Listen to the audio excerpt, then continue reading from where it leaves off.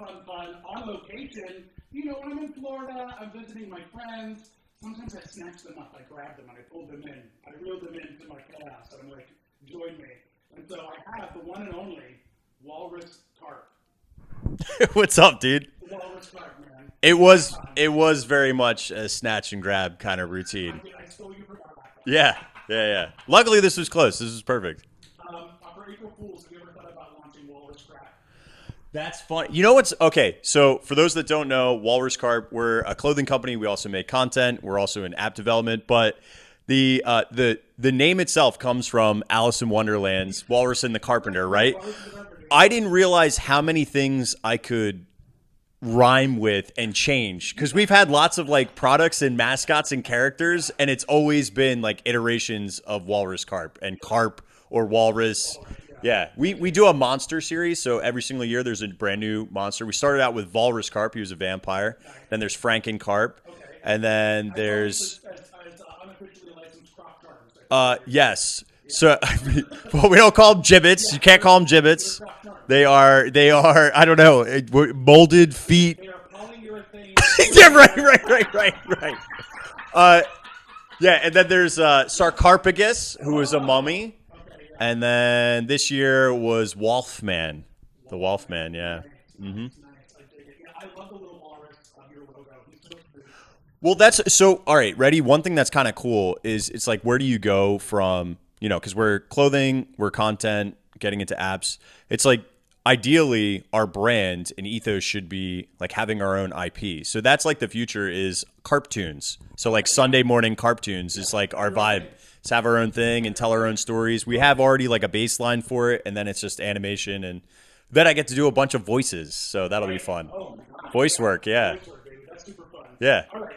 Okay, we can't get too deep into it. I'm too excited. Sorry. This is why we usually have the Chuckle Wizard Nathan, the producer here, because he's like, man, you can't get too deep into the episode without actually introducing what you have. So I know you guys know him as Walrus Carp sometimes, but it's Kirk. He's a TikTok live streamer. I think that's like your primary like gig these days, right? Yeah, I do. So, what's funny is I never started thinking that I wanted to do live streaming. I used to do some live streaming on YouTube from my garage when we lived back in New Jersey until we moved down here. And so I grew up in Medford, but then lived in Cherry Hill, Mount Laurel, and Voorhees was the last place that we lived in. So like I had a space heater doing YouTube lives. You can look on our YouTube channel of me like just booking imaginary trips and answering questions to like 13 viewers. And behind me was like the workbench, and the start of Walrus Carp was in that garage. Nice. What was your first product? What was like the first thing you did? First product was sunglasses. So we made premium bar sunglasses that were unisex, kind of like a Wayfarer Ray-Ban style.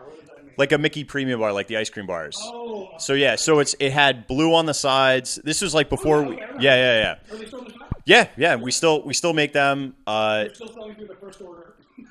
What? You're still selling through the first bulk order. No. So those ones, no. It is funny. Like when you buy certain things, like you don't know exactly what you're doing. You have no idea what's When you start a business, everybody, it is really challenging to know what people will buy. But as I've learned, the best thing is to get from your community, like farm ideas from them. But we had made woven shirts as well. But the woven shirts, there's not as much of a demand for them because, again, it's like product mix. Almost everybody wears T-shirts to the park. So T-shirts came after. So it was like sunglasses, woven shirts, and then T-shirts, and then everything else. Yeah, so that's the kind of the big thing I think that a lot of that's the challenging thing with merchandise. The same challenging thing for me that I've always run into is that I don't want to sell shirts. Like I have so many stupid ideas for stupid shirts, and that's fine. But everyone has too many shirts. I have like 5 Tupperwares of shirts at my house. Like I don't need any more T-shirts. So like what can you do that's different? And I love that you like landed with sunglasses as a thing. Yeah. That you wanted to start your brand with because Yep. it's like of course. Like a fun sunglass, a fun park sunglass. And also another thing is like, as an entrepreneur, like you're looking at like what also isn't Disney doing good? Like right. What are the parks not doing well? Oh, what's that? A cute pair of sunglasses So, that aren't like for kids or like So, dude, when we started, that's a really good point you make with the woven shirts, right? Think this is like pre-Roosevelt's even. the only thing that they were selling in the parks were Tommy Bahamas, and they were like 200 plus bucks. And I'm like, there's no way that I'm gonna pay $200 for that shirt. So we were like, we can make a more affordable, better fitting option for folks. And that's where we started, was that. And I was wearing a lot of them in my day to day because I was director of sales and marketing of a brewery before that. So I was already wearing those things and getting lots of compliments. And I was like, this is like a no brainer. We'll just make better products of that. Right. And so that's where we started. And then I realized everybody wears T-shirts in the theme park. So yeah, you gotta do it. Like, you have to. Have you ever come close to making a Toxic Dad T-shirt? What would that look like? You know, like most expensive day ever. Oh no, they're like Etsy Cricut stuff, and I'm not a fan of Etsy Cricut stuff. I mean, we put stuff on Etsy because you have to, but I mean like the generic-y vibe stuff, you know, which there are some really fantastic things on there, but like I also find that Disney came out with wovens not that far after us. And I'm not saying they saw us because we were so tiny, but it was just like interesting that market fit happened almost within a 9-month window after us. So yeah, well, I don't want to say that they weren't looking at you, but they definitely were, because it's funny. Like there's a fun entrepreneur out there, brother and sister team. I think they're like Magic. They make Magic Band like holders. Yeah. I think Believe, Dream, Imagine. They have I can't remember the name of their company, but if you go on Etsy and you look up Magic Band holders, like back when they had pucks, I don't think Magic Band 2.0s don't have pucks, right? They don't. You can't remove them. You can't remove them, yeah. But back in the puck days, they were like they 3D printed like every kind of character, every kind of thing. Yeah. It's this cool way to like hold your Magic Band puck, and then 2 years later, Disney's like, "Hey, look at all these fun Magic Band puck holders we made." Yeah. Yeah. So they definitely are looking, but at the same time, and I know there are a lot of entrepreneurs out there. Do you ever like run the line of like being worried, like, oh, people aren't going to work with me because I have premium ice cream bars on my sunglasses? Like, what's that line you ride? What do you mean, like, who would not work with me? Like, you know, like let's say Disney gets mad at you. They're like, oh, this guy's selling stuff that is too close to our alignment. Yeah. And like, we don't invite him anywhere. Don't talk to him. Don't even engage with him. Right. Does that ever keep you up at night, or do you? No. Okay. So there's honestly, as a parks fan, the worst thing that could possibly happen is I no longer am allowed in the parks. That would be the worst possible thing, right? Right. And there's many steps, I think, between. There's lots. Yeah. There's lots of that. The other thing that we don't do is we don't infringe on IP. It's all like loose fringe, right? So if you're straight up taking characters, which plenty of people are, just taking characters, like even those puck guys, they're probably awesome and amazing designs, but they're the characters, right? So like that's what they're selling, is they're selling their characters. So I like doing things that are more like meme and funny and inside jokey, and like our community really is who I'm catering to. And then there's like one or two offshoot things that just are so massive that they can be like on trend or interesting, and they blow up as designs. Like right now, we have a Christmas cake shirt that says "Cake by the Ocean," just a popular song, and it's Christmas tree cake hanging out by the beach. Simple, but people love it, you know? So it's like things like that where like there's nobody who owns the rights to a cake. It's like the era of Big Dog shirts. Remember like oh yeah. All those parody Big Dog shirts. It's just like, and that there's always a space for that. Yeah. But again, do your shirts sell well compared to like your stuff that isn't what everyone else, like glasses, let's say? Like what piece of your merch do you think like gets the best mileage?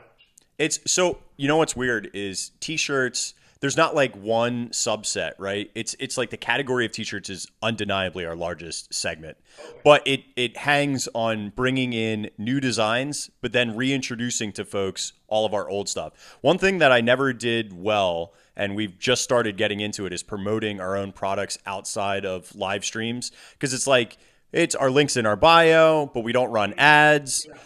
So we've just been making like, the best way I can explain it is really crappy commercials for our brand.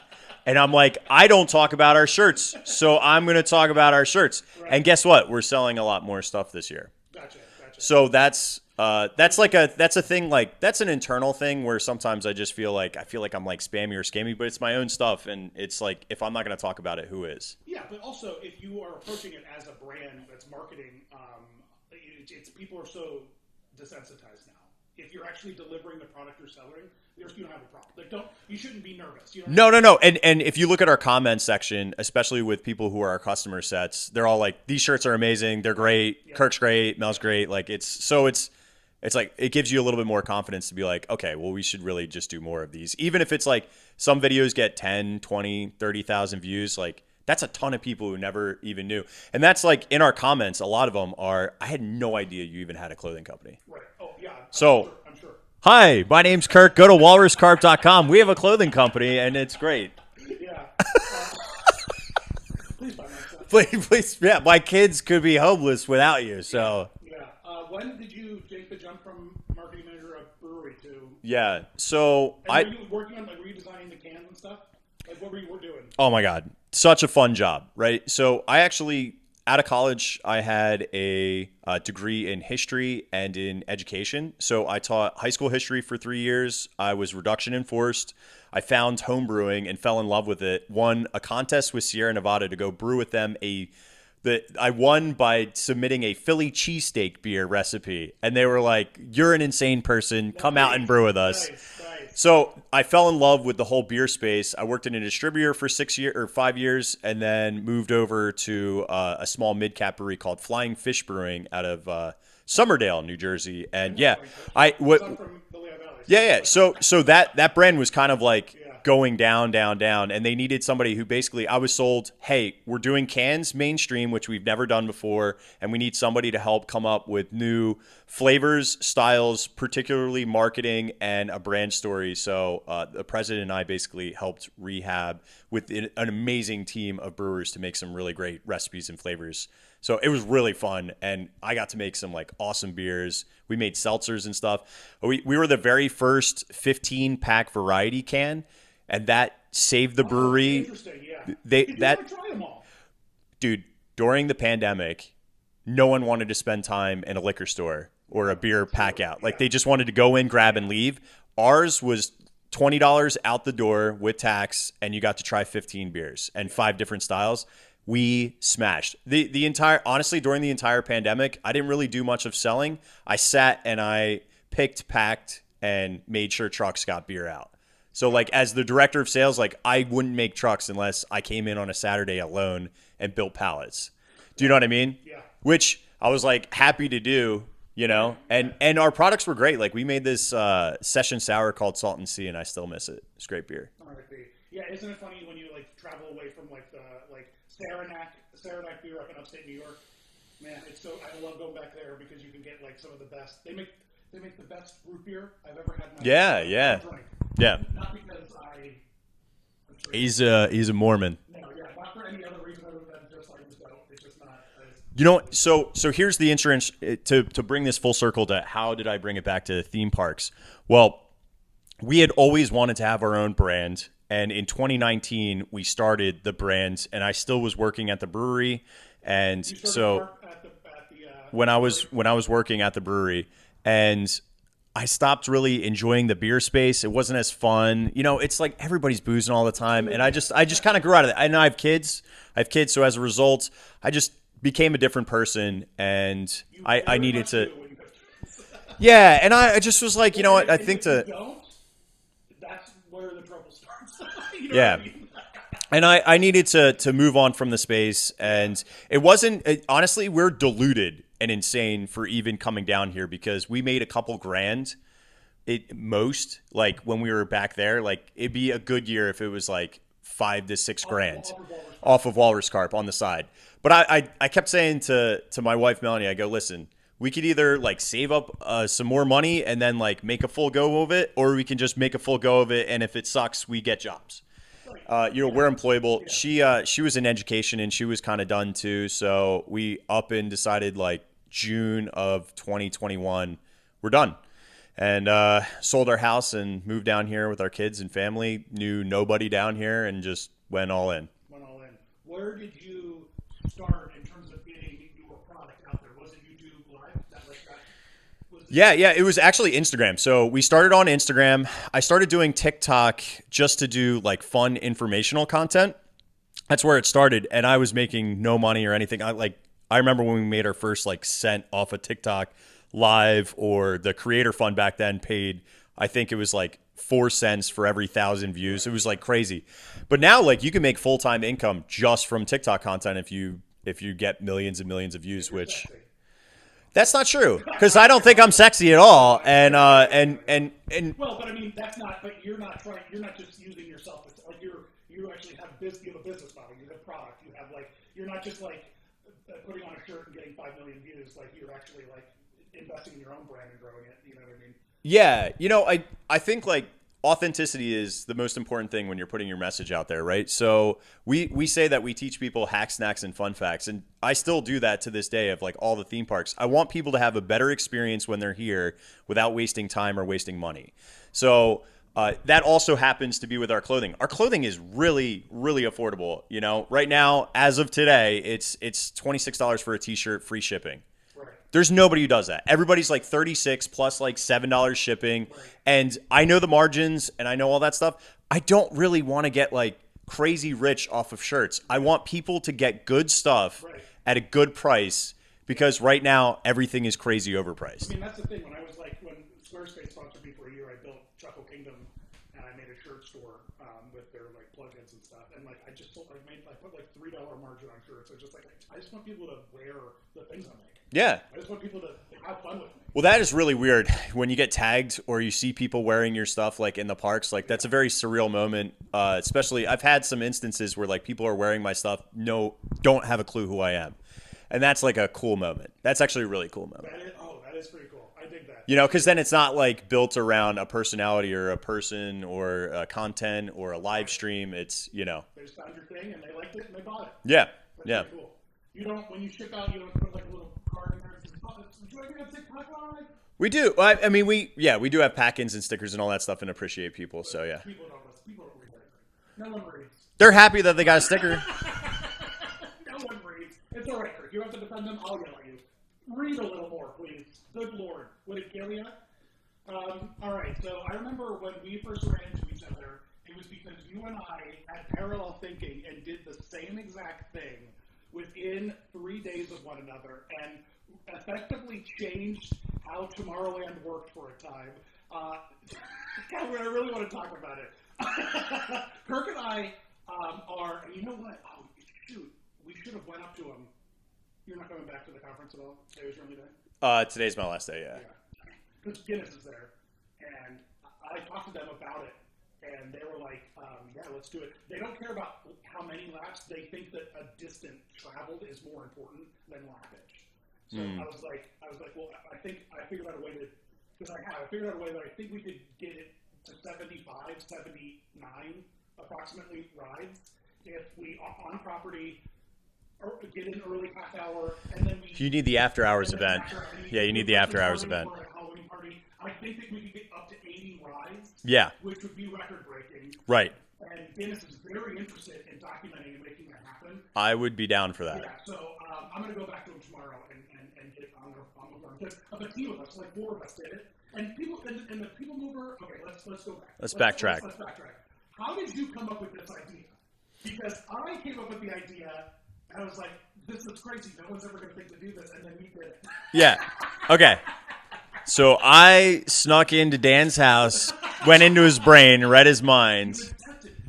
No, honestly, it was for the 50th, right? And I thought in my brain, all right, let's try to do it 50 times. Yeah. And People Mover is one of the few. There's actually more. I'll let you in on another one that you can throw up a lap record, which is fun. I've got one on there, and you don't have to get off. Oh, really? Yeah. Okay.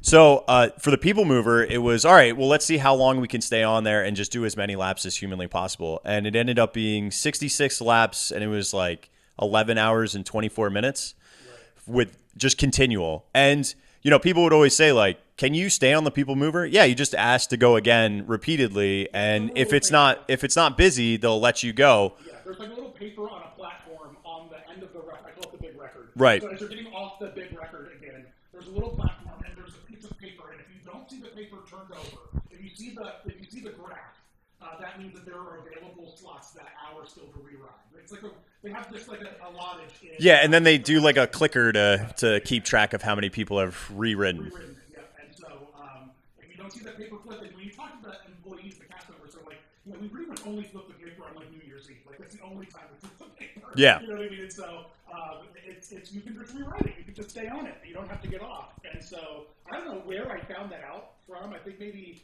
a friend told me, it was like, fun fact, you can just rewrite this ride because everyone wants to rewrite a ride. Yeah. Finish it. Yeah. Like, can I just stay on this, please? And People Mover is one of those ones where it's like relaxing, it's comfortable, it's not really that hard to stay on the People Mover. It's enjoyable. Very enjoyable. Yeah. It's brisk. It's cooler than like being up there on that second story. You're not on the hot pavement. Yeah. There's a constant like low flowing breeze. It's actually, and it's all covered. Mm-hmm. So even if it's pouring, even if the sun's blazing, you're remarkably It's comfy. Like, comfy. You're super comfy. You're unbelievably comfy.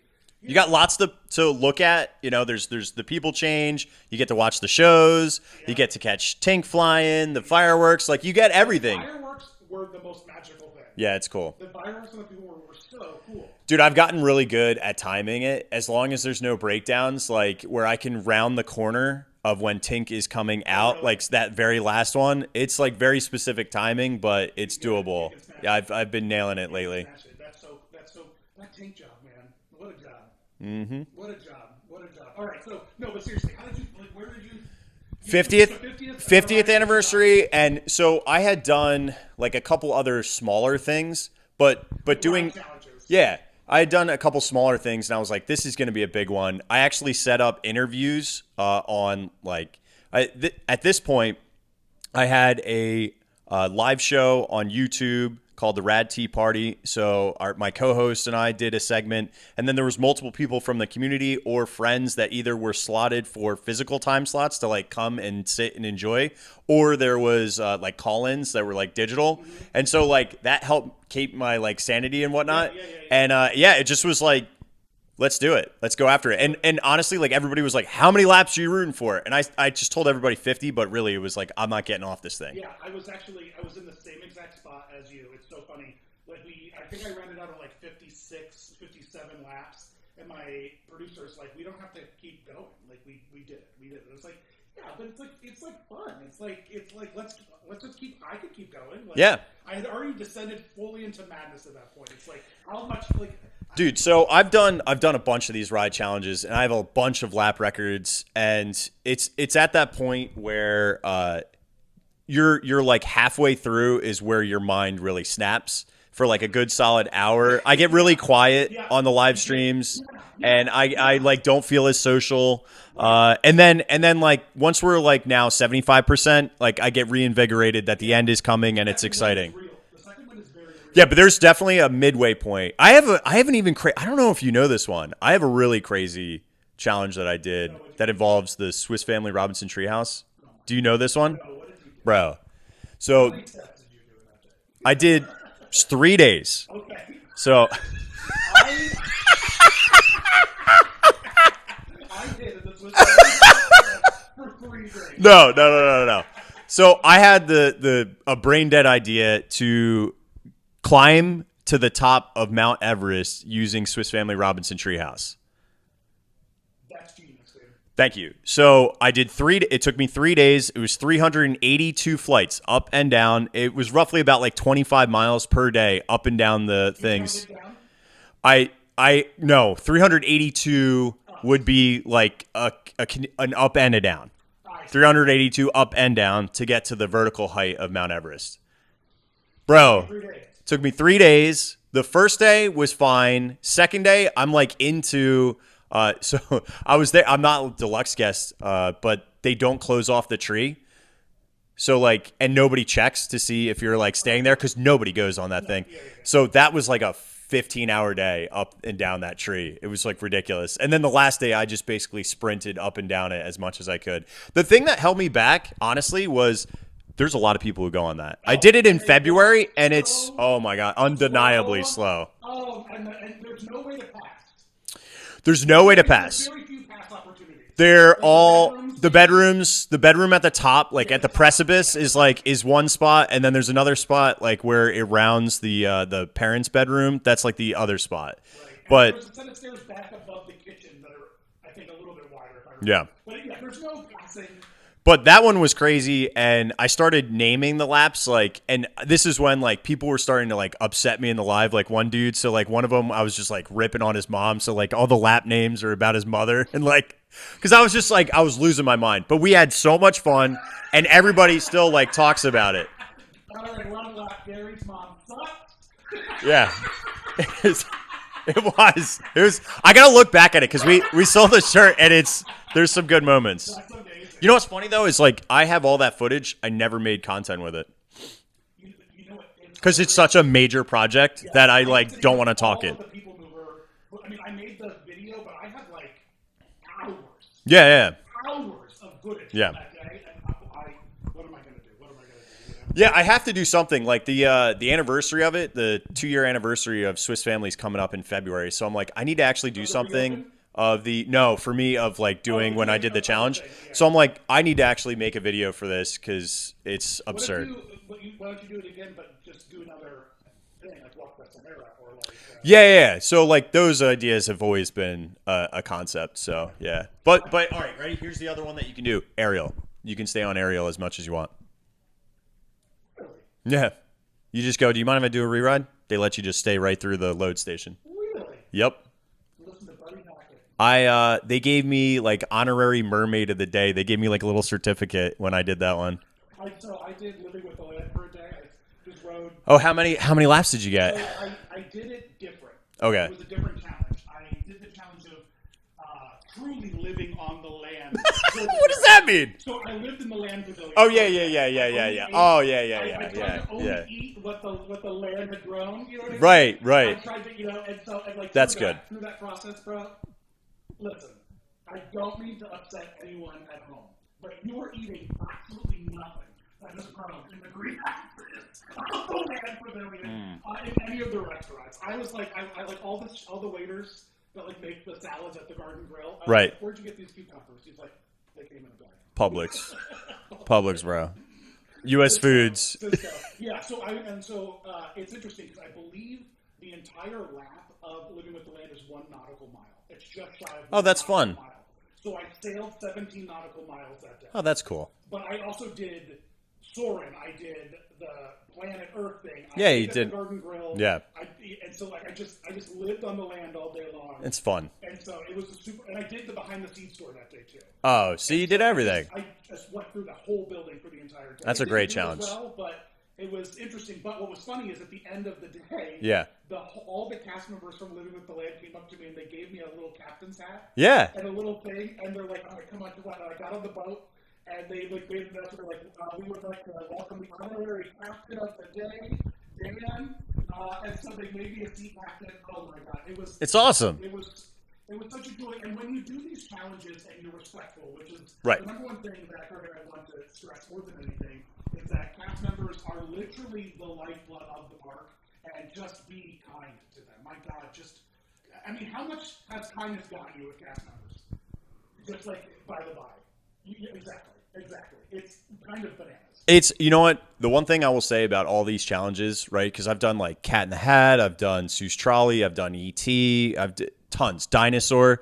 Almost all the times the cast members or the team members will come up to you afterwards and be like, "Thank you so much. Like our ride doesn't get that much love or appreciation." Because there's very specific criteria for what I pick for a ride challenge. It has to be like you can put up a ton of laps. It has to be interesting for me, like something I actually want to spend time on, and something that doesn't get like so bogged down that you're just like in the queue forever, So it's not that many rides that can do that, but again, if you're creative, like you can come up with a million fun challenges. So you've only done these on live. You haven't made any. I've made some content with some of them. So like Cat in the Hat is on there for YouTube. Or you made horizontal YouTube videos. Mm-hmm. Oh, nice. Okay, cool. Yeah, like I hold Big Thunder's lap record. I forget. I don't know. I don't remember offhand. Yeah. I have like a wall of fame on our website that like showcases all of them. Yeah, my accolades. Yeah. But they listened into it. They really want. They were when I gave them this idea. They were like, "We've never thought about this before." Yeah. I was like, "Well, if they're mentoring the longest toenails and stuff, they can take some time to hang out with us at the theme park." So the longest, I remember looking up Guinness. There was one guy who like slept on a roller coaster. Do you know that guy? He was like in England, and he like lived on a roller coaster for like 3 or 4 days. He just literally was on the. He had like a blankie and everything. He would. TLC episode about the people who are in love with like ride. What? There's this woman In love, like. this woman specifically who had a sexual intimacy attraction to one of the magic carpet rides that like takes you up and then you come back. It's like a big arm. With Yeah. Carpet on Yeah. it. With, like, it's almost like a pirate ship, but it goes up. Yeah. They're like carnival or fair style ones. They have them at the boardwalks down in So Jersey. They filmed it. Believe it or not, they filmed her having an intimate moment, like What? like making out with like the, What? like, the greasy joints of this thing. What? At Knoebels Grove in Ely'sburg, Pennsylvania, one of my favorite home parks. Knoebels Grove Yeah. kind of fits. I love Knoebels. One of my favorite parks. Dude, so I grew up in Jersey, right? We had the Golden Nugget, which was the mine car roller coaster that got turned into the dinosaur dig, and then it went to Knoebels, and it's now their Black Diamond. Yeah. Great coaster. That Fun. Black Diamond, if you ever want to ride on a roller coaster that tells you the whole mining history of the state, it's a very educational roller coaster. Yeah, I mean, it's how many people know that there's like a underground fire that will never burn out. It's absolutely crazy. Yeah. And what's even crazier is that in like 1978, they almost put the fire out, but then it was Christmas break. And so the Oh wow. Oh man. It never stopped. Horrible. Dude, their haunted house is really good too. Yeah, so what's so funny is my dad died 2 years ago, really threw a wrench in a lot of my plans. For their 50th mansion, I have an hour and a half of me walking through with their main Imagineer. Oh, cool. Going scene by scene through the haunted mansion, talking about everything. And I have it, and it's like almost 2 hours long. And I'm thinking maybe I should just post it. Have you posted it? I haven't posted it yet. Bro, so that place has a wild scenic design, and you go through the jump scares so fast, it's hard to know like what scene and what room you're in. Now, there's been some really good like online blogs that have done documentary of it, but footage of inside of that is not great. And so that would be a fantastic thing, especially for me, I like coasters. Dark rides are my everything. Right. So that was like a pinnacle dark ride experience that I wanted to know more about the storyline. So something like that behind the scenes for us geeky folks, it probably doesn't like get you tons of views. Maybe that's a 20,000 view video, but but I want to, because it's technically it's voted by like the Dark Ride Society of America, the number one dark ride attraction in America. Like, yeah. And what's so cool about it is that people don't realize it's secretly a museum because right. old pretzel dark rides closed down across America, and the Knoebel family hears about it, or at least they had over the past 20 years or so. They would go run to this park or that park and like buy out their like scary, because there was a catalog for people who wanted to make their own scary pretzel rides. Yeah. And you could order like the jumping clock snake. Yeah. Or you know what I mean? And so I went through all these, and I'm thinking to myself, oh well, I found some of the old catalogs. I can find some of the news. So I want to put like context in it. I don't want to just maybe or should I just post it? I don't know.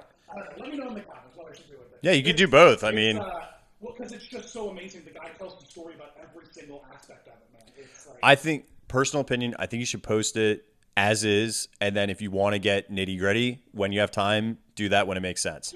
Because otherwise, like, think about this as somebody who loves parks history. Imagine that resource for somebody else, or you're going to be gone.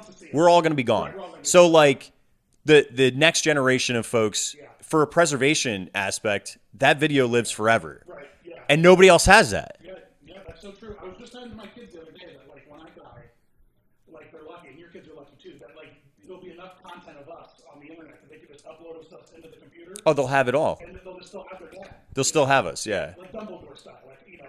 Well, it's like Black Mirror. Like, that is happening, for sure. Totally, yeah. I mean, listen, my dad passed too recently, and it's like one of those things where like you still talk to him, but like I do imagine, you know, a time like I still have like voicemail saved from him. So like if you have those like signatures, like 1,000% cadence in the future, and us, we have such a digital footprint that you know the amount that they could research and redevelop us into characters. Yeah, well, I can't wait to live forever. Honestly, it's gonna be great.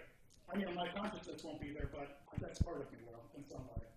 You don't know, man. Like, if they could map your brain. Yeah, but then you would still be dead. I think about it all the time. Like, when but what is you? Computer, that's what I mean, though. What the heck is you? What Bro, and what is this? What is this right now, dude? I know.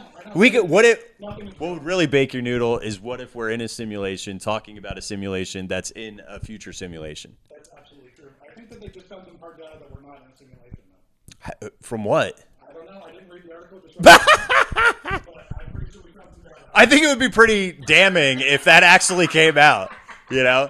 Because, like, lots of people who are, like, really smart and scientific, like, approach the fact that we are in a simulation, and then everybody else is like, no. I'm totally into it, man. Like, you know, the end of Men in Black when we're in a marble, that could be us, bro. Bro, listen, if I'm in a simulation, then that there means that there's a way to, like, red pill my way into a better future. So, like, where's that?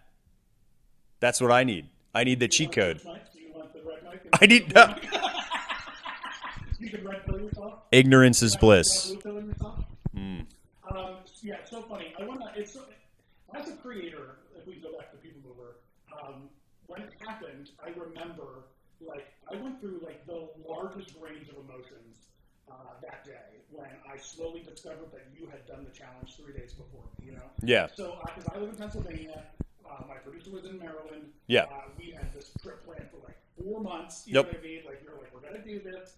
And then, like, I remember, and it was a huge moment of growth for me as a creator, because I think that the creator space in general, especially now, and you can probably attest to this, is there's so many, like, dupes, there's so many Temu versions of all of us out there now.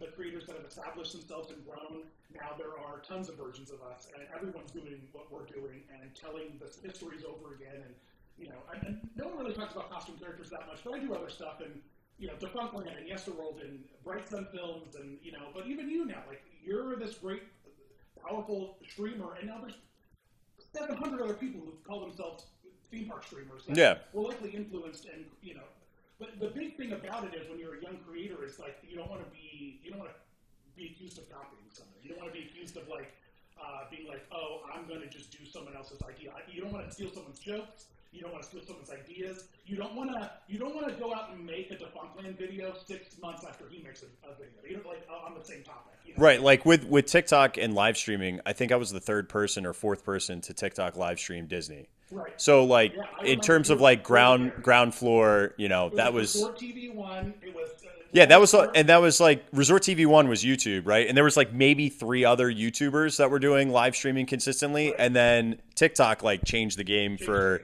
everybody because it's so convenient and so easy, and people like vertical content at least for live streaming portions. Right. Yeah. Oh my gosh. Yeah. It's so great, and it's really opened the door for lots of people, and it was really cool. But like when it happened, I was like, my God, like that's all anyone's going to talk about now. It's just like how I copied you. You know, how I copied you. And, Did your comments have that though? oh well, yeah, a good chunk of them. Well, not like I don't think so. 5%. When I was like posting stuff on like TikTok that day, because I was like posting clips of me doing it. I was like, you know, and everyone's like, oh, wait till Kirk finds out about like people, you know, because people, you know, but it puts you in this place of like really struggling with like, oh, am I going to be labeled this? It was a moment of me really coming to terms with like an insecurity of mine as a creator, which was like, because you think of yourself as original when you're a creator. You know, Yeah. you think of yourself as, oh, I'm doing something that's mine, you know? And then what I learned was, on the other side of that experience, was like, oh, we all tell our stories differently. You know what I mean? Yeah. We all have different voices Yeah. in space. And what I did and what you did were the same thing, but they were also so different. And I don't know why it took me so long to, like, figure out that that's, like, okay.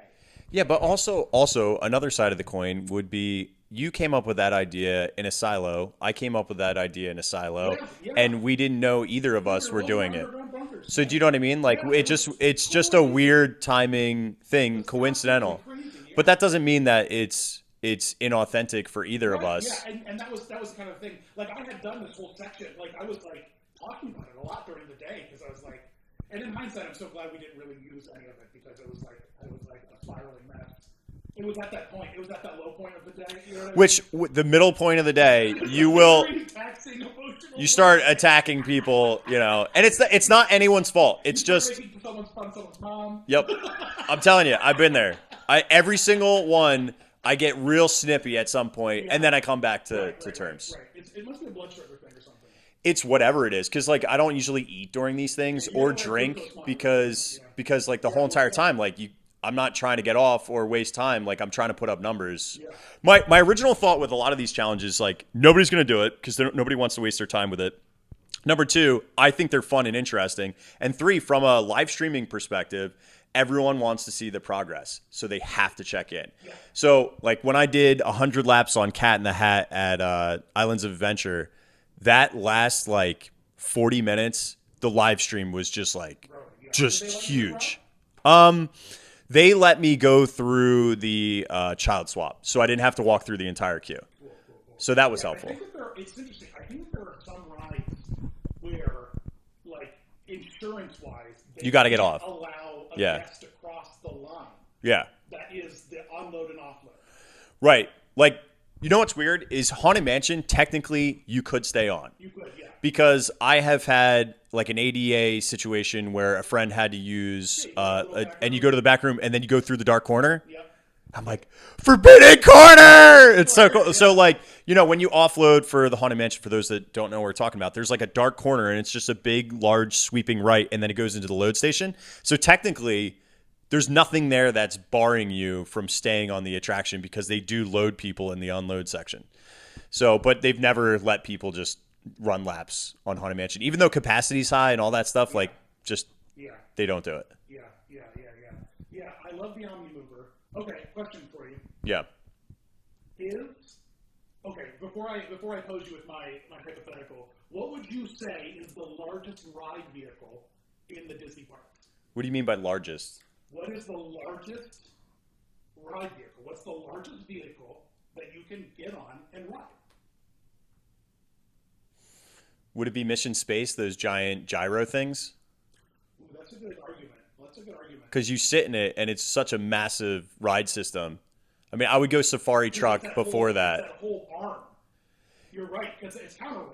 You know, right? It's just gigantic. The whole ride system. Swinging thing. Yeah, that's a good point. That's pretty good. That's pretty big. I argue that it's the Haunted Mansion. I argue that. Why? Because of the track? Because it's all one ride vehicle. Yeah, but you could say the argument for like the People Mover is attached to the track too. Like, do you know what I'm saying? But they're not all interconnected. If you take one People Mover ride out, everything's fine. But you can't take a link out of the chain of the Omni Mover. I mean, the same thing with Spaceship Earth, and all of that. Ariel, right. And the Seas. Nemo, yeah. Yeah. But the Haunted Mansion is the biggest one of all those. I would argue still not a ride vehicle because like you sit in the thing. I know. You know, I would argue it's the Safari Truck or it's Mission Space. The Safari Truck. Yeah, and those are real trucks. Yeah, they're huge. They're really driving. Which is unlike most other attractions out there. You know? Or I guess the trains. The trains are sit in a train. Someone said the Liberty Bell, which I. Oh yeah, that's good. That's good. Yeah, that definitely outweighs the operating systems. Maybe outweighs the operating systems of the Omni Mover. Yeah. I don't know. Okay. I like the Mission Space perspective. I've never even considered it. But I would consider that as like a unit because that's like the whole thing. Right. Yeah, it's huge. The thing's absolutely huge. I don't even know how big it is. The Soarin' arms are also pretty big. Yeah. Those things are Yeah.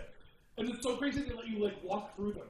You know what I mean? Like there's like Flight of Passage has all that theming, and it's like, you know, you don't see the big arms that you're on or whatever. But yeah. Like in that thing, it's just like, no, let's just walk through some monstrous machinery. Yeah, and sometimes like you'll have ones that like dip or sag, and then you can actually see the machining like to the right, and it's just very fascinating if you're into that thing. It is sort of fascinating. Have you done the Legoland one's wild? Like the walls like the whole walls. Yeah, because we like spin. Yeah. Like poor man's Flight of Passage, I call it. You know what though? I wish Masters of Flight used a similar system to the mock ride system they have at SeaWorld, because they load you on the backside, and then when they rotate, because it would double their capacity. You know, you can load into the back. You load in the back while people are riding, and then it turntables. Carousel of Progress style. Right. Nice. I dig that. Yeah. I dig that. Have you considered Carousel of Progress laps? Yes, but I will fall asleep. That is 1,000% accurate. What's wrong with that? Then you can have a little buzzer in your ears that people can donate galaxies to wake you up. Yeah. I don't do that, but that's funny. Guys, send Kirk galaxies, all right? I don't understand. I don't ask for galaxies or anything. I don't ask for any gifts. What is the monetary value of a galaxy these days? $10, but to a creator, it's $5. You get And is half. that the top? Is that the biggest thing you can drop? No, there's universes that are like $250, so a creator would get like $125 from $250? doll hairs. Yes, Holy that's a lot of doll What is hairs. the effect when a galaxy, not a universe? A universe, Did yeah, something happen when a universe is dropped? yeah. The universe moves just a little bit. No, it's like a giant like sound stage, and there's lots of animation and all that kind of stuff. So Have you ever gotten one? I've gotten 2. Whoa! Yeah, Nice. Yeah. Do you remember the names of the people? I'm not going to put you on the spot to name I them, do. but you do remember them. All right. Yeah, I do. right, so you I hung out and played Fortnite with one of them. Whoa, really? Oh, bro. Yeah. We got to play Fortnite. Bro, you play Fortnite? Oh, my God. You kidding Dude, I me? stream Fortnite like all the time. What are the vibes of it? Is it good? You get good retention? So I do. When I thought TikTok was going away, I added Twitch last year. And fun fact, if you didn't know this, if you're an Amazon Prime member, you get 1 free Twitch sub a month. Yeah. So I utilized that to onboard a lot of people onto Twitch because I was like, listen, if you're paying a sub on TikTok, I don't want you to have to pay somewhere else. Like, I feel like that's unfair. But this is Jeff Bezos money, so Bezos pesos don't cost nobody nothing. Yeah, nice. When you stream on TikTok playing Fortnite, are you also on Twitch? Yep. Nice. What is your setup on Twitch? You just like in the corner? Yeah. Mm-hmm. Nice. I have a Twitch called the Submarine Canteen, Yeah. and it's an underwater submarine that I hang out in and have a big screen that pulls down. That's it's all fun. cartoons. Yeah. The screen pulls down on a projector runs, and I can play games. And, It's very fun. yeah, I love the novelty of the stream. And so I'm trying to get the Halloween costume company to do more consistent streams because Yeah. the owner of the company also plays Fortnite, big Fortnite guy. And I was like, bro, we need to play Fortnite together on TikTok Live, but wearing Costumes that you sell. But of the characters, of the skins we're playing. Like, play as a Xenomorph, That's what I'm saying. And then you wearing sell it. Xenomorph. Yes. Yeah. And he doesn't think the idea is clever. And I thought that was so clever. So, I think that's incredibly clever and super smart. Yeah. I definitely, so that's one of the things that's unique about TikTok Studio, and we were talking about this off stream, is that you have to have like certain access to certain things to be able to, or like build out different scene setups. And that is something that really intrigues me, is being able to like wear our own merch and then have like an affiliate link while I'm playing a game because I'm wearing the merch while playing the game. So technically it's not illegal or like against their like terms or conditions. Yeah. The TikTok shop's it's a wild place, man. I'm learning so much about it. Yeah. Whether you like it or hate it, live social shopping, it just look to Asia because they're always ahead in terms of social. Look at what they're doing and the type of income and revenue, and follow the money. 5 times the population, just to give you context of why. Yeah, but that gives you an idea of like progression and where and they're very far advanced in terms of tech and AI than we are. So it's really interesting. Like, they actually have like their number one social seller, right, who does unbelievable, like even for like a slot to be in his like top 150 products is like 35,000 for a 2-hour live stream. Wow. Like, that's how popular this guy is. Wow. He has digitized himself and just did one of the highest performing GMV live streams, answering questions as an AI avatar. He wasn't even there. Whoa. Well, That's the future, dude. we're done, folks. Could you imagine if like I could somehow get my knowledge, my cadence, all that stuff down and have like a 24/7 person who answers questions and is digital but could help people, guide people the same way I can, but I don't have the scale? Utopia.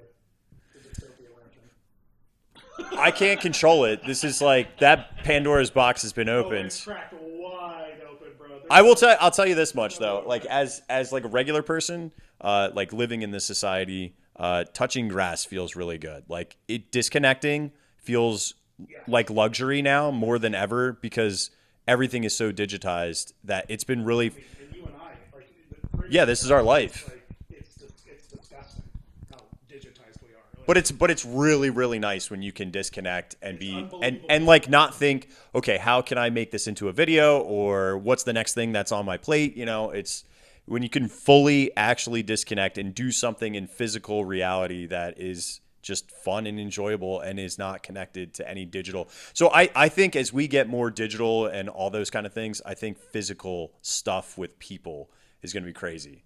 Yeah, oh yeah. Like people are going to want to talk to people. Like I wouldn't be surprised in the future if you could rent talking out to somebody, like just sitting and having a coffee with somebody. Like I know that happens now and that's weird. But I'm saying like in the future, like human connection, because we feel very disconnected. I mean, people are already very lonely and they're miserable all over the internet, and they're already it's wild. It's we have communication points, but we don't have connection points. If that makes sense. 100%. Yeah. You know, that makes perfect sense. like we can have some emotive feelings, but it still feels very lonely even though you're connected. Yeah, even though you're connected, it's like they say the new luxury item will be like immersive physical events that you can just go do. I mean, because that's why I think theme parks and stuff like that are fantastic spaces because really are, because I don't care. I went on a bunch of things at IAPA that were like, and I'm sorry, dude. This isn't. It's not the same, dude. Like going to a park is so much better than any of those 3D things. Like there was a spot in the Caribbean that's opening up like a 3D park, and it's like they're promoting all these arcade games and all this stuff, and they're like, "We'd love to have you down." I'm just like, that's so not interesting to me as a person. Like that, like if I'm gonna travel to some place like that, I don't want a digital experience. I want to have I'd rather just go snorkel in the Caribbean. Like I don't want to. Now, if they have a theme park and it's got coasters and stuff like that, like there's a really cool one that's going into Mexico that looks unbelievable, and they have great ride manufacturers, and there's a ton of money going into that. I think that's a destination. Yeah, they just opened a hologram zoo in my town. What is that? It's like Fast and the Furious supercharged, but with giraffes. So like you look into an actual space. You go through small corridors with 3D environments wearing glasses, and like a giraffe will come up to your face. Did you like it? I haven't done it yet. But I'm just saying that, like that. No thanks. That's not interesting to me. You know what I mean? Like I'll just go see a giraffe at the zoo. You know what I mean? Dude, to me, Fortnite is Ready Player One already. It's 100%. we're not there yet, but it will be there in the future. And like all the cosmetics and everything, like people love that stuff. What is your favorite cosmetic in Fortnite? There's a ton that I wear, but I wear. Because I have a favorite backbling that I wear as consistently as possible. I usually wear a fish stick character of sorts. I have lots of fish sticks. I have lots of bananas. So I have lots of peelies too. Dude, this recent Simpsons one is so good. It's actually the first battle pass where I truly enjoyed everything that they gave us for free, or included in our Game Pass. Right. The Simpsons stuff's so good. The Simpsons stuff's incredible. The Power Ranger stuff was so good. I like that their motto has always been, well, what's the most fun decision we can make? I mean, that's what they say like when they're developing everything. Like, well, what would be more fun? And it's like, well, that feels. It's just so weird. And my girlfriend is so funny. She's like, Fortnite is millennial golf for like millennial men. It's golf for millennial men and it is like I hang out with all my buddies. We play some Fortnite. It's totally that. I never thought of it like that. That's a great metaphor for that. You know what I mean? It's like and I love it. I mean, like I connect with my boss Tom from HalloweenCostumes.com. We want to have a business meeting. Let's play around Fortnite. You know, it's like it's so wild. It's so wild how many people play it. I got my girlfriend playing it now. My 2 kids are playing it with me. That's what's interesting about that game is one, there's no barrier to entry outside of hardware because it's free, right? And again, people like playing games, and it's cross-platform, so it doesn't matter what system you have. Right. Like I play with people who have Xbox, PlayStation, Switch, and it doesn't matter. We're all in the same game. It's so wild. It's such a cool piece of tech. So, okay, let's go back to it though. What is your favorite skin? Like, I know you say fish sticks, but what do you like? A good pickaxe? Do you get the sneakers? Do you like? I don't buy any of the sneakers. I despise the shoe element. I have lots of kicks. I've got Crocs. I've got characters come with feet already. I'm happy with them. I've got turkeys. I've got hot dogs. I've got cheese. I've got pickles. Yeah. Is it hard to apply for that? No, Epic Partner? No. Well, it's not Epic Partner. It's just their supporter creator. Yeah. No, it's pretty. Dude, you already have like the following for it. Yeah. Yeah. I actually, fun fact, I just to try it out and test it out, I built my own island. Yeah, I've been in the creator a lot because Fortnite is just Disney Infinity. It's just specifically with the building tools, and Disney Infinity did everything Fortnite's doing 10 years ago. I mean, that's how I started YouTube, was Disney Infinity, and like with the website and stuff. And it was all about that. It was all about get your character, buy your exclusive characters. I mean, it was a toy that you would put on a base, but still, you're paying for each individual skin. Yep. You're paying for each individual game mode.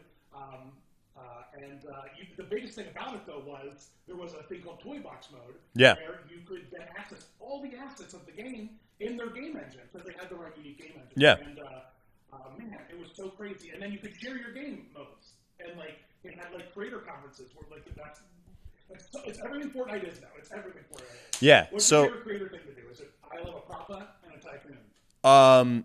Yeah, those are all the really fun ones. Yeah. They're the best. So a big thing for me as a creator is like people always want to play like creator games, like they want to play with me, like play with the audience, and that's cool, but you don't know how people are going to be and language and all that stuff. Okay. So that's why I created a map where like we could all chat and like and like have your own thing. What so did you put on your island? it's a Christmas island, so it's all decked out and it's got multiple different bases, and it's I'm working on the storm mechanics, which is really annoying, but it's basically going to be like Blitz because I love playing Blitz. So it's like battle royale style, but faster paced. Yeah. We gotta. Hey, if you find a good Fortnite level builder, let me know, because it's Unreal Engine Fortnite UEFN. It's free. If you know Unreal Engine, that's how you build. I know. So that's the thing I gotta learn. You either learn it or you pay somebody. Yeah. I mean, you could pay somebody on Fiverr like $500 to $3,000 to have like a crazy experience. Oh, that's true, actually, because there are so many fun tycoons, but they're so underutilized in terms of their storytelling. Like tycoons could be so much more fun with just a little bit of immersive storytelling. That's what I'm saying. Yeah, and you know how many people play this stuff. It's crazy. Yeah, there was a really good I think it was called Paranormal, and it was you were put into first person, and it was like a jump scare detective story that you were in this haunted house, and it was executed beautifully, fantastic. I think I played that with some but buddies, and I was a screaming baby during most the things that perform really well in the creator space are the most brain rot nonsense. That's what does well. So like make a brain rot thing. It's embarrassing how much time I spent playing the brain rot blind box tycoon. That's what I mean. Yeah. So like those are the things, or like grow a garden. Right. Well, what I want to do is just like color tycoon. Like you build out each color, like just yellow and then orange and then blue and then green. You know what I mean? And just like anyway. I don't know what you mean. What are you talking about? Tycoons are about. Okay, so there was a game mode back in the day. It was like a little like cube. And okay. There were like 11 things you could click. And okay. You could click all the 11 things in the right order to build the most perfect order of events. Okay. Because each item interacted with each item in a different way, and there was a certain 11 button order to click to get to the good ending, right? And so tycoons are similar in that like you're building these things, and then as you're creating these things, you're unlocking new weapons and stupid stuff. But like they're all like just some of the stupidest themes that don't like have any like they're just very Roblox brain rot kinds of themes. They all are. So I would love to do one that's like based on colors, where you start with red, yellow, and blue, and then you start build out the palette. Things of you can then upgrade yellow and red to get into orange, and so that like as you build out your thing, when it's done, it's like this beautiful Roy G. Biv like Rainbow Color Factory or something. It's just we're not Rainbow Tycoon. Make it. Yeah. Well, make it, dude. I'd love to make it. I don't have it. Throw money at the problem. Throw money at the problem. It's Unreal Engine people. Unreal Engine people. That's it. That's all they're doing.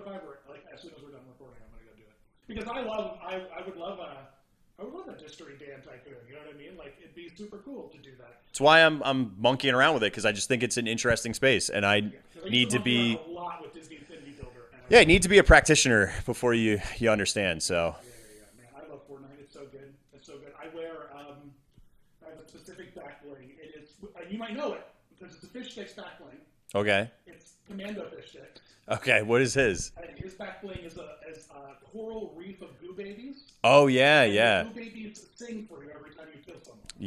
It needs to be reactive. I'm not touching a back bling if it's not reactive. Are you kidding me? And also, Epic, let's just draw a line in the sand right now. If you put that stupid tag that says reactive on an item in your freaking TikTok, in your Epic Fortnite style, label in the description how it's reactive. Yeah. Don't just say reactive and then give me a, you know what I mean? Like I have the hand guy. Yeah. The guy that's just a hand for a head. Reactive skin.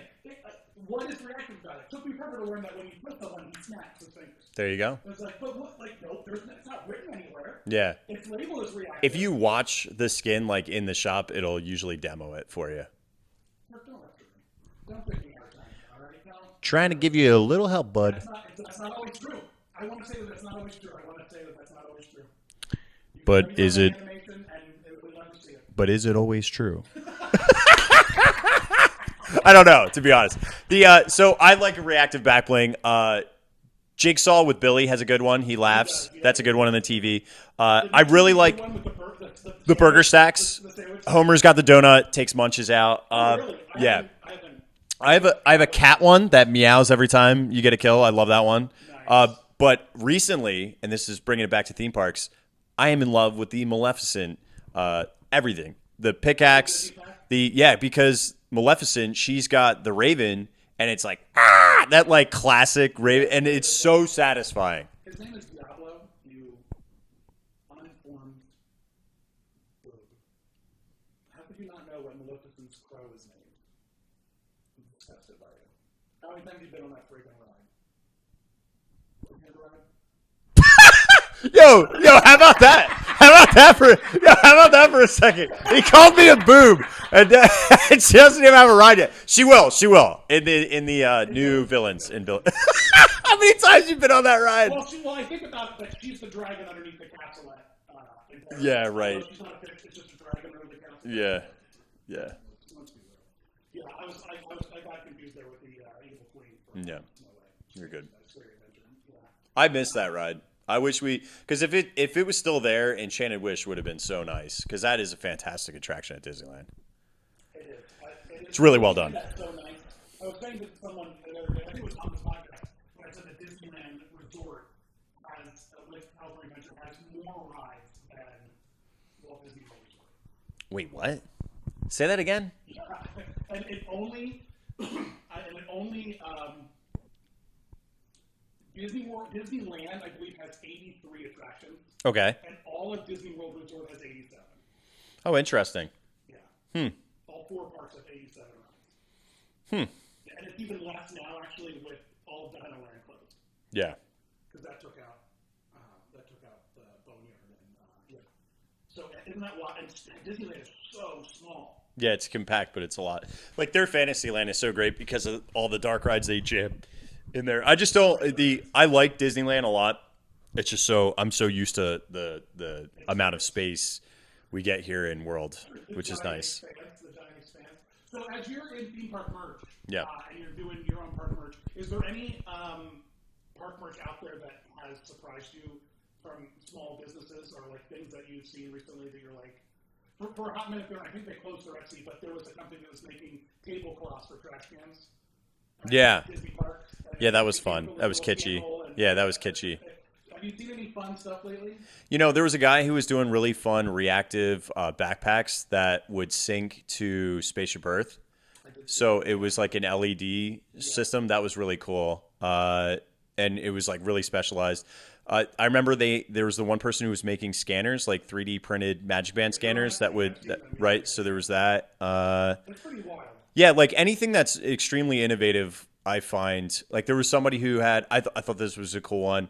It's like a ride queue, standby queue, and it just tells you the wait time. So like if there's an attraction you really love, they'll 3D print the outside signage and give you the wait time. I'll give you one more. Have you seen the guy who made like the Roku stick that you stick in the back of your TV and it turns it into Resort TV? Oh, that's fun. With all four parks linked into it with all the live updating wait times. Oh, that's cool. You can just stick it in your living room TV and like switch over to HDMI 3. Wow. And, have full access to like just the park magic. That's really cool. I hope you got a good lawyer. A lot of programming. Yeah. I don't know, bro. You're using their IP. That's true. You can't take their TV program and put it on somebody's thing. How did you get that TV program? by recording the entire thing Yeah. and the loop Yeah. and anything they've filmed. That's true. It's brutal. Listen, here, in this space, it's really challenging because you want to make stuff that's really cool and inventive that Disney should have. Like, that should be a thing that Disney sells. So you're like, oh, I'm just filling a market void. But you got to be really careful because you're not filling a market void. You're taking from them, which is really tough. Yeah, but at the same time, I agree with that, but I also say that, if Disney's sleeping on it, they're sleeping on it for a reason because there's not, they're thinking in how can we make millions, they're not thinking about how we can make thousands. And so, I mean, it's that kind of like replica prop area, like guys who build out the Stormtrooper sets for like the 501, you want like the Darth Vader costume. But there's guys out there who are throwing the replica mats and armor, and Disney just leaves them alone because Disney's like, there's no way we're going to make any money doing this, So Yeah. it is an interesting line that you Yeah, that's it. walk. Yeah, I don't know how you cross that or how they decide. Well, how they decide is, and how they walk that line is like, if it explodes, like the ring cam on Shark Tank or something, then Right, yeah. Disney's like, well, I think you need this to be licensed. But, I mean, by the by, if you are in a smaller creator space, I fully encourage you. There's a guy, Bottego, I don't know if you've seen him, he has a parrot from the Tiki Room. Oh, yeah, yeah. It's like a DIY, like you can make it yourself. Yeah, yeah. He just did the skull from Pirates. Yeah. That you can build. It's like a flat pack thing. Right. Like a Mark Rober kind of, but then it's a programmable animatronic. Yeah, it's so cool. That is one of those like really fun STEM projects to do. Yeah. Have you thought about a camp or a box or something? A camp? What do you mean by like a camp? I've been really thinking about, and I have like plans to try to roll out this upcoming summer, like a virtual kids camp. Oh, interesting. I mean, I say kids, but I mean it can really be Anybody, yeah. It hurt. I met a really. Well, I'm not gonna. I can tell you off the street. Yeah. But my buddy Adam, R.I.P., who built my treatment puppet, Adam Credinger, we just lost him last year. He had a puppet camp that he did. Oh, that's so fun. 20 kids per session, all week long, a couple hours each day for 5 days, and they built a puppet, sent him a box, and like interactive. It's so super fun, and I've been really thinking about doing a camp. And That's really cool. you would be great for a camp because you already like have that live schedule. You know what I mean? Like Yeah, educator too. You know what I mean? It's the background. So yeah, that's really interesting. Yeah, So I guess this is kind of like a fun way to transition. I'll ask you first because I do have some projects. But what's like one thing you're really excited for that you haven't delved into? I know you mentioned the camp, but like you had told me other projects that you're working on. Like, is there anyone you want to share? I'll say that like a piece of merch that I'm excited about building out is a board game. I really want to do board games for families that are for theme park families that aren't Disney park board games. It doesn't have to be Hasbro has all those. Yeah. Like Pirates. Monopoly or whatever, but also like categories and like I don't know Uno. They have so many different. Yeah. Candyland and Hungry get those. But I would like to do a board game. I would like to do a family board game, and that's something I've really been thinking about a lot. Because, like you mentioned earlier, no one wants everyone has shirts. Like, what's something new and weird that you can do that, or not weird, but what's just something new and unique that you can do that, like, people are like, oh yeah, I guess that's something that I don't have, I have space for another board game. Yeah. I love a board game, especially if it's a simple family one. But, Yeah. Yeah, I really like the idea of board games. And it's that thing you were mentioning earlier, like, what does your audience want? Like, what do they actually do? What are they into? You know what I mean? I don't know. What about you? What's the thing that you want to crack into? I've been dying to tackle one problem, which is like, how do I find the one food I want to find wherever it is at any of the parks? So like that has been a consistent thing that I've always wanted to tackle, right? So I want chicken nuggets, for example. Yep. I want chicken nuggets. Where do I find chicken nuggets compared to where I am right now? Like you got a kid who's screaming, I need cheese pizza, stat, There's a meltdown. Or like, hey, you know what? I'm curious. I like to make challenges. Where are all the places that sell cannolis? Where are all the places that sell pumpkin pie? Where are all the candy cane related snacks, right? So I always thought that would be kind of fun to like build out something. And so for the last 2 years, I've been building an app with an engineer buddy of mine, and we're like about to launch in December. Wow. So with this goal of being able to like find a thing. Yeah, so it's actually a lot more than that now. It started as just like a dining search engine, and then it evolved to crowd calendars, wait times. We also do predictive wait times for when things are going to open back up based on like a 30, 60, 90-day pull on like downtimes, like maintenance downtime. So we take what we think it's going to open at and what the range of 85% average downtime is. And then there's it's got all of the parks here in Orlando in it, and then there's the dining search, and then there's also like a planning application. So like you can plan out your entire trip on it too.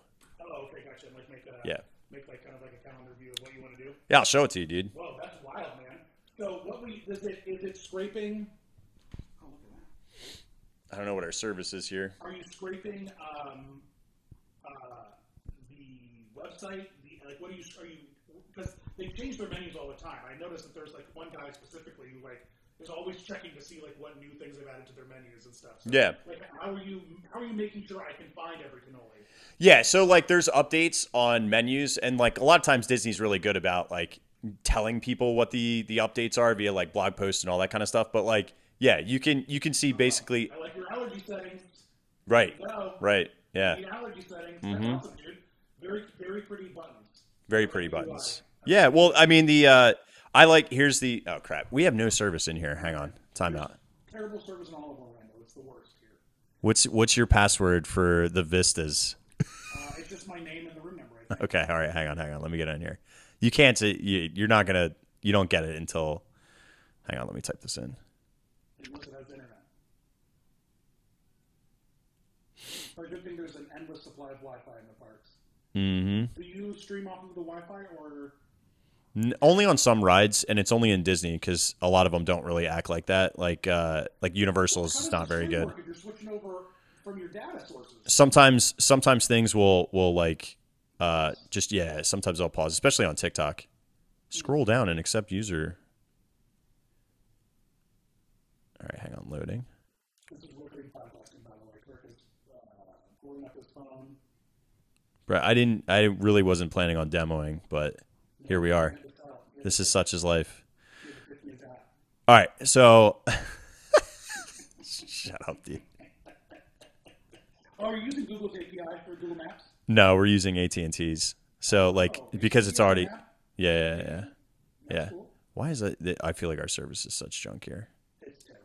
Yeah. Even the Wi-Fi sucks. So. Yeah, I was gonna say this is not a great system for this. You're gonna launch in November, you said?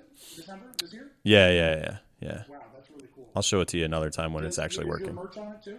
Is your store on it? So great question.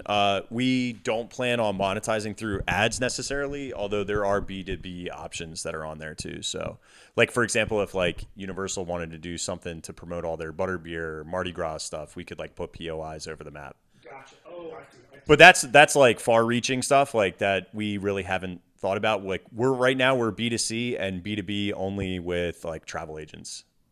Because travel agents right now, when they make itineraries, it's usually on Canva, spreadsheets, or like a Word. They're going to log in, create clients' itineraries, change them, alter them, whatever, but then it's all dynamically updated based on what they do. They'll be able to work on a client. That's a really great tool. I mean, that alone is worth its weight in gold. Yeah, nobody has that. Yeah, nobody's doing that. I remember one lady came up to me one day and she was like, "Your app is junk because I got this thing. It's called ChatGPT, and I ask it where like a client has a problem, like where do I sit for the fireworks, and I just ask this thing and it tells you." I'm like, I hate everything about what you're saying to me right now, but I'm glad that you have ChatGPT.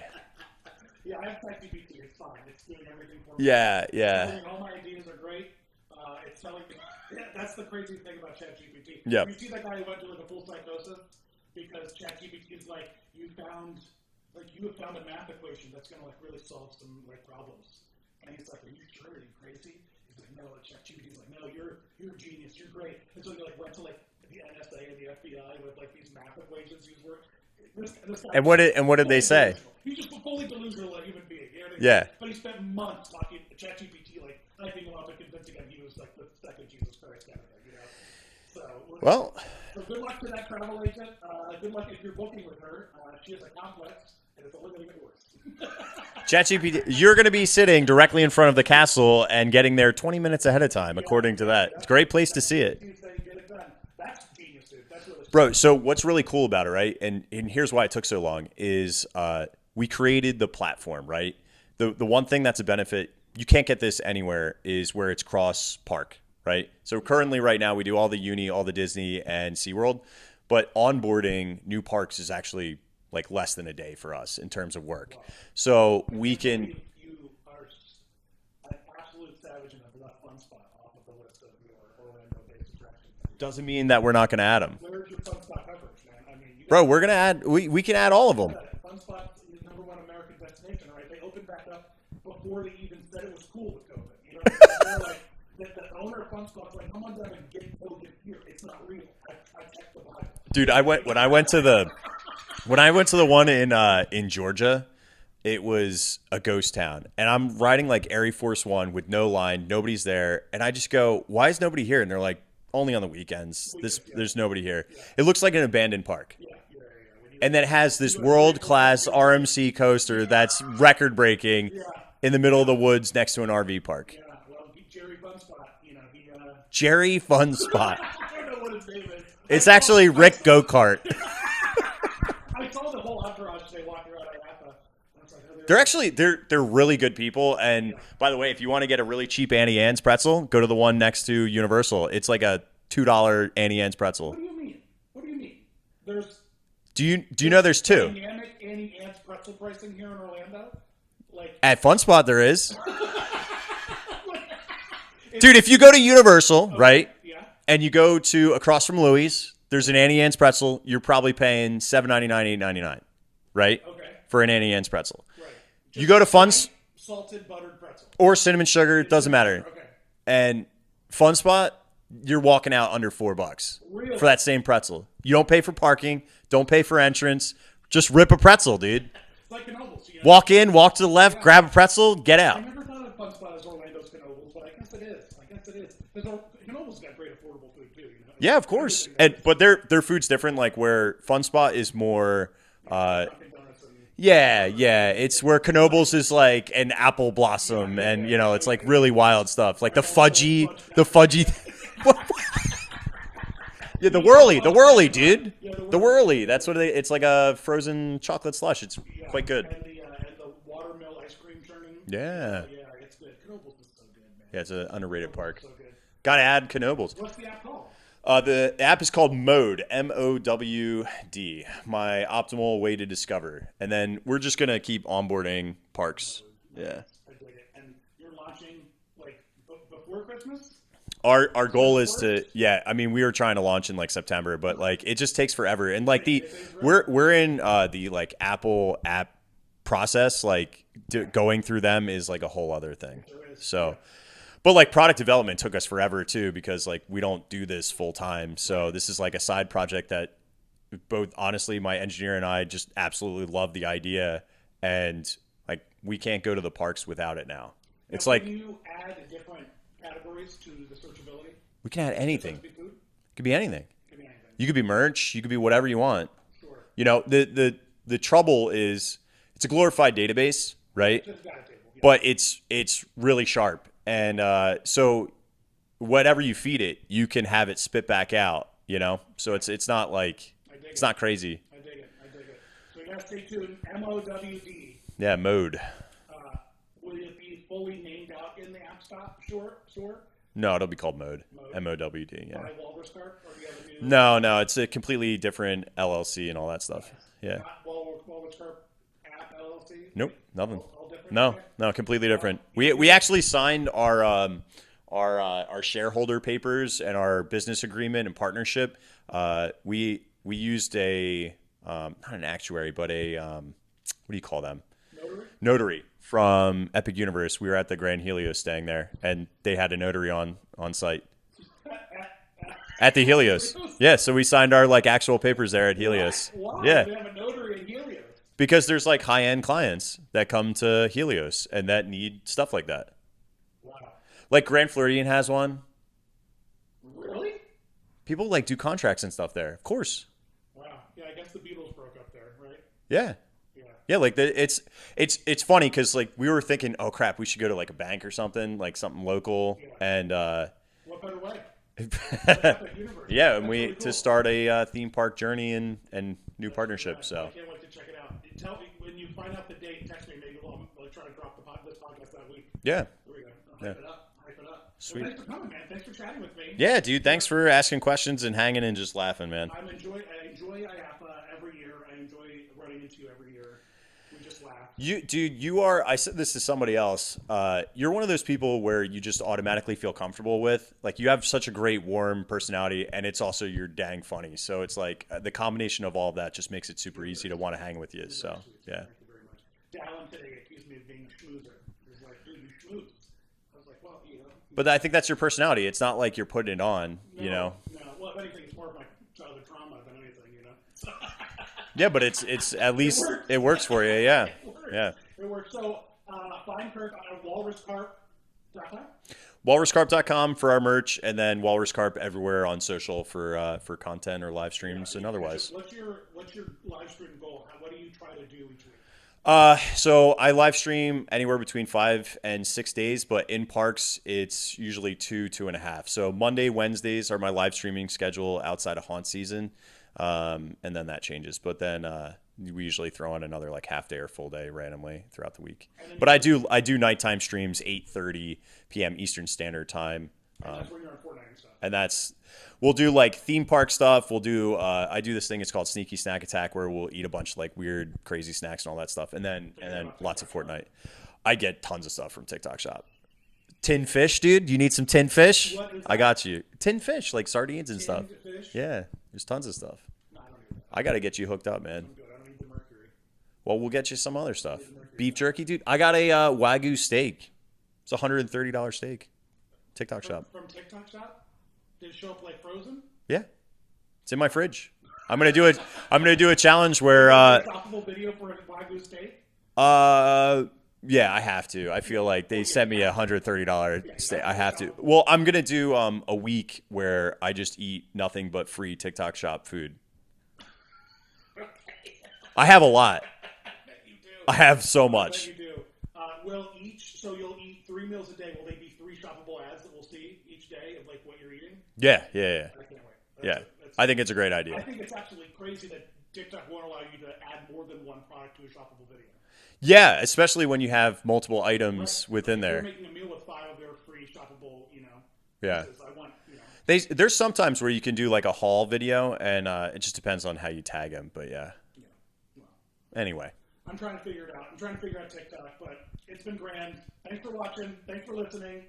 The podcast is over now, so Nathan, you can turn it off. Everyone can be done. I'm done. So yeah, Nathan doesn't like how I end podcasts, but You don't have like a close? I mean, like, what was your line? What was the thing you have? Snacks and Hack snacks and fun facts? snacks and fun facts. Yeah.